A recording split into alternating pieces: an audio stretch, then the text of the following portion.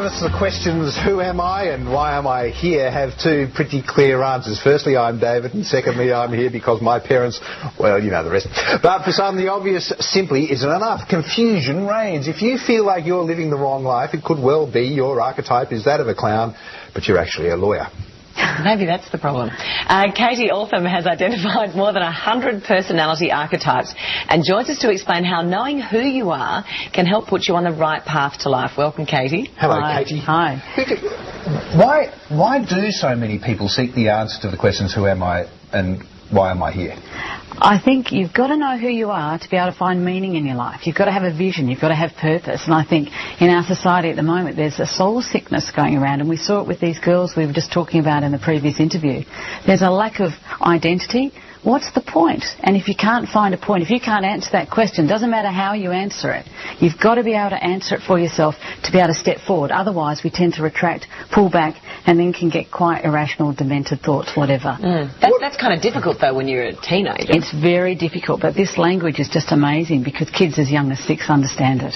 Really? Yes, we've worked with hundreds and hundreds of kids and teenagers. Let's talk about it. How do you do it?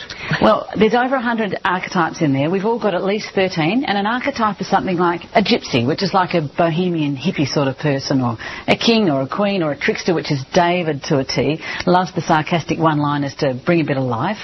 And he's a bit of a rogue, is that not right, David? A bit of a cynic? No. He's lying. Keep going, Katie. I'll just talk to Kim. And a liar.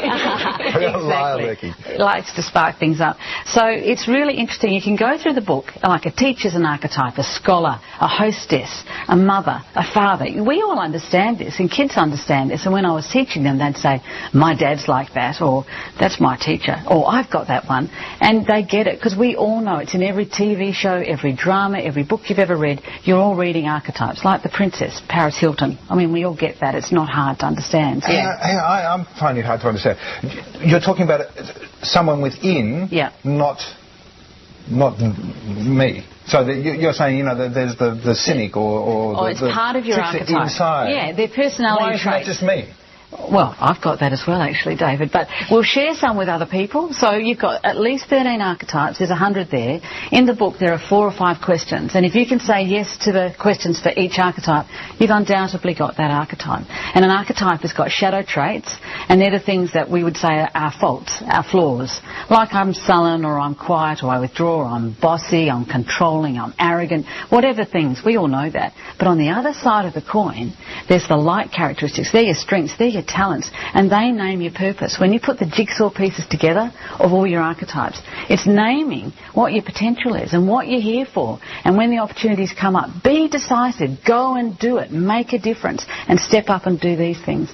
Let go of being what you're not, and accept yourself and do it. But if you've got 13, and you're looking at it going, right, well, I'm a conversation, there'd be an argument going on. I'm a clown, I'm a teacher, I'm a... Doesn't that happen at times? Don't you have different voices saying, but I'd pull rather... this way, how do you know which one? Well, you'd start to recognise them very quickly, and you also know when the shadow's speaking to you. And that'll be when you're self-doubting, really critical, self-rejecting, feeling inadequate. And it's not a good time to make decisions listening to that part of yourself. Always follow the decisions of the light that's hopeful, optimistic and brave. And you start to recognise that's my queen talking, that's my trickster being funny and cynical. That might undermine me, because every time I go on that path I end up in this mess over here, and I know that now. So when I see it happening, I've got a choice. I can turn the coin over and I can do the opposite and go there. It's very empowering. Where do they come from? Do we inherit them? I think you inherit some, but you're actually born with them. In a way, I think it's like your soul's DNA. It's like the makeup of your personality totally names every aspect of you. Like if you love food, you love exercise, you've got a really strong parenting style about you, you love whatever, it'll name every aspect of you and your complexities and put it all together. You're born with them, but how you're nurtured, how you're raised by your parents has a huge impact on how they're expressed. Yeah, so it makes sense. Well, it's interesting because you do, I mean, I think anyone who's got children will say, oh, well, I from a very early age they were like theatrical or they were... Exactly. I have parents saying, I've got this really dominating little kid. I had a call on a radio show the other day and the parent rang in with a 4-year-old saying, I have a little girl and she went to preschool for the first time the other day and she went up to the teacher and she had an excursion organised for the class for the next day. She was 4. And, exactly. Union leader. Exactly. I mean, you could see where this is going to go. And he's saying, what do I do with this? What happens? Well, this was a little queen. And the teacher's saying, well, I'll give her a bit of rope, but after that I'm going to have to, put her down. Not put her down that way. I mean, rein her in. Thank you, Kim. That's a foot and mouth thing which the tricksters do all the time. And you'd be a good teacher. Oh, yeah. Put them down. Exactly. It's my parenting style, but don't tell anyone. But anyway, and this little kid, that's who she is. She's a queen. But if you are too tough on her and reining her in, she'll feel like she's been executed, because every king and queen does. And she'll then start to undermine the teacher. And so you've got to learn how to work with that. And in this book, I've got parenting advice for every archetype. So when you recognise your children or kids you're teaching, we've done lots of workshops with teachers.